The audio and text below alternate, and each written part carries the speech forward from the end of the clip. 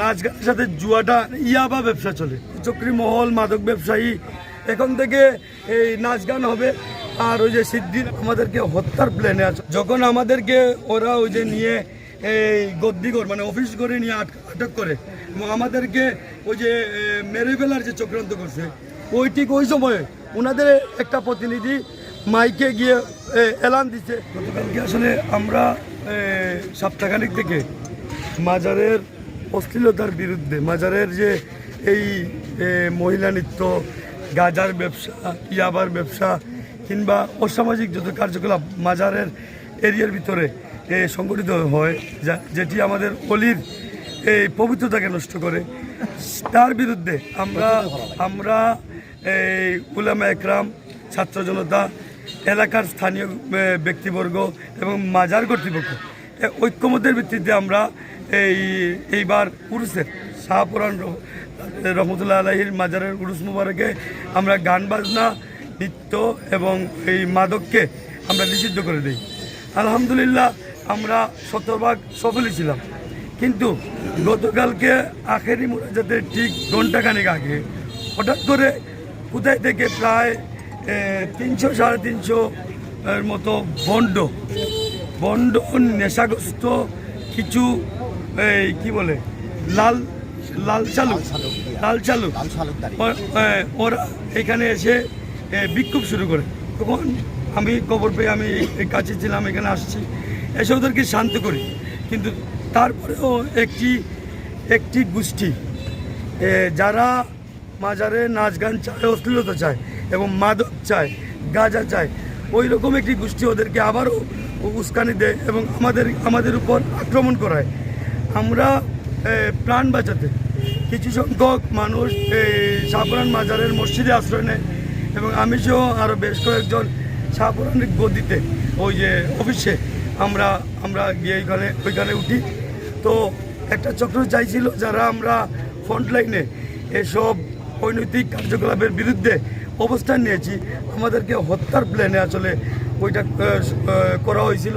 পরবর্তীতে এলাকায় জানাজানি সাথে এলাকায় জানাজানি হয়ে গেছিলো এবং এলাকার জনগণ এসে আমাদের উদ্ধার করে এবং ওই লাল চালু আর ওই মাদক ব্যবসায়ী, গানবাজ, অশ্লীল ওটা যারা করে ওদেরকে বিতাড়িত করে দেয়।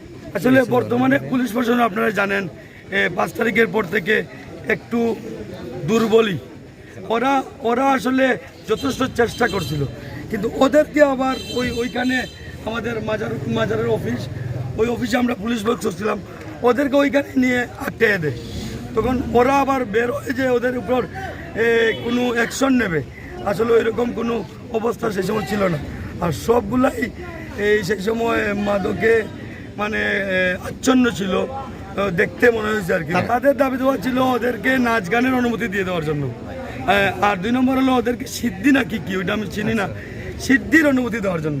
ওইখানে যারা করে যেমন নাচ গানের সাথে জুয়াটা মিশ্রণ করে দেয়, সেই সাথে এইখানে ইয়াবা ব্যবসা চলে, যার জন্য আমরা শাহপুরান মাজারকে একটি পবিত্র জায়গা, পবিত্রতা আমরা আনয়নের লক্ষ্যে আমরা কিন্তু ঐক্যমতের ভিত্তিতে এটা করছিলাম, যেটি একটি কুচক্রী মহল, মাদক ব্যবসায়ী এবং অশ্লীলতা যারা চায়, ওই গ্রুপটা 1 ঘন্টা, শুধুমাত্র 1 ঘন্টা সময় ছিল পুরুষ শেষ হবার। এই টাইমটাতে ওরা বেছে নিয়েছিল যাতে করে ওরা সিগন্যাল দিতে পারে যে আগামী পুরুষে ওরা এটা করবেই করবে। আমাদেরকে ওই যে মেরে ওরা প্রমাণ করতে চেয়েছিল ওদের শক্তি অনেক। আসলে আমরা ইসলামের শক্তি আর ইসলামের পক্ষের শক্তির সাথে আসলে কেউ পারার কথা না। পরিস্থিতি প্রশাসনের নিয়ন্ত্রণে, আমি স্থানীয় প্রশাসন হিসাবে আমরা এখানে আমার নিয়ন্ত্রণে আছে, আমাদের প্রশাসনের ঊর্ধ্বতন কর্তৃপক্ষ আছে, ওরা মনিটরিং করছে। আমরা কিন্তু দাঙ্গার পক্ষে না, আমরা সর্বোচ্চ সহনশীলভাবে, সর্বোচ্চ সংগ্রাম। আমি নিজে 7 দিন ধরিয়া এই প্রক্রিয়ার মাঝে আছি, আমি নিজে অবস্থান করি। পুরুষ চলাকালীন প্রতিটি দিন আমি এখানে ছিলাম। তো আমরা আসলে দাঙ্গার পক্ষে না, আমরা শান্তির পক্ষে। কিন্তু মাজার আমাদের 360 আউলিয়ার অন্যতম শাহজালাল শাহপুরানের মাজার আমাদের একটা সিম্পিতি জায়গা এবং আমরা মনে করি উনারা আমাদের একটা গর্ব। উনাদের দ্বারাই আমরা ইসলামকে প্রতিষ্ঠিত করতে পেরেছি। এখন উনাদেরকে কেন্দ্র করে যদি কোনো গোষ্ঠী এই ইসলামের বিরুদ্ধে কোনো ষড়যন্ত্র করে বা অশ্লীলতা ছড়িয়ে দিতে চায়, ওইটা তো বরদাস্ত করা হবে না। আমরা এই বিষয়ে জিরো টলারেন্স। আর কোনো উরুসে কিংবা উরুস ছাড়াও এই শাহপরান মাজারে অন্তত মাদক হবে না, গান নাচ হবে না, সম্পূর্ণ নিষিদ্ধ। এবং লাল চালু যারা এই আক্রমণ করেছে ওদেরকে আমরা অবাঞ্ছিত ঘোষণা করেছি। সেই সাথে আমরা প্রশাসনকে জানিয়ে দিচ্ছি যে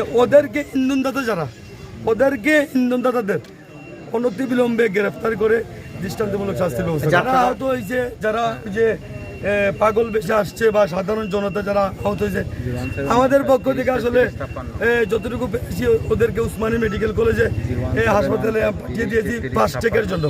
গুরুতর আহত এখন আসলে আমাদের জানা নেই, গুরুতর আহত যেমন কেউ আসলে আমাদের জানা নেই। টোটাল কতজন আসলে ওইটাও বিভিন্ন মিডিয়ায় দেখতে পাচ্ছি 40 জন, একটাই 60 জন। এত না, 10-15 জন হবে।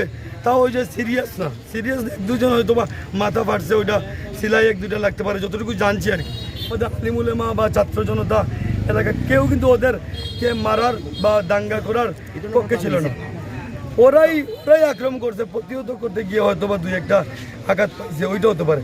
যখন আমাদেরকে ওরা ওই যে নিয়ে এই গদ্দিঘর মানে অফিস করে নিয়ে আটক করে এবং আমাদেরকে ওই যে মেরে ফেলার যে চক্রান্ত করছে, ঠিক ওই সময়ে ওনাদের একটা প্রতিনিধি মাইকে গিয়ে এলান দিছে যে এখন থেকে মোল্লাদের এইটা চলবে না, ওই কাউন্সিলর এটা চলবে না, এখন থেকে এই নাচ গান হবে আর ওই যে সিদ্ধি নাকি কি মাদক হবে, আপনারা এখন থেকে এটা করবেন, আগামী উরুস থেকে এটা সচল থাকবে। ও কিন্তু দিছে, ওইটাকে আইডেন্টিফাই করা হয়েছে, আমরা প্রশাসনকে জানিয়ে দিছি। ইনশাআল্লাহ প্রশাসন ব্যবস্থা, মাজার কেন্দ্রিক কোনো এই কিছুকে আমরা প্রশ্রয় দেবো না। উরুস হবে, ওইটা আমাদের ঐতিহ্য।